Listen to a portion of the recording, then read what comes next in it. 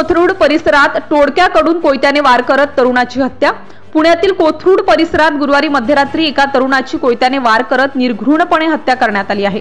श्रीनिवास शंकर वत्सलवार, वय 22 वर्ष, राहणार लक्ष्मीनगर, डहाणूकर कॉलनी असे खून झालेल्या तरुणाचे नाव आहे। गुरुवारी मध्यरात्री 12 नंतर 4 ते 5 जणांच्या टोळक्याने कोयत्याने वार करत त्याची हत्या केली।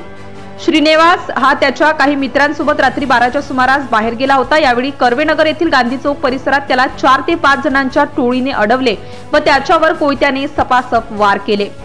श्रीनिवास सोबत असणारा एक त्याचा मित्र तेथून पळून गेला, मात्र श्रीनिवास तेथेच रक्ताच्या थारोड्यात पडलेला होता। त्यानंतर आजूबाजूच्या परिसरातील नागरिकांनी त्याला जवळपास असणाऱ्या खासगी दवाखान्यात नेले, मात्र तपासल्यानंतर त्याचा मृत्यू झाला असल्याचे डॉक्टरांनी सांगितले।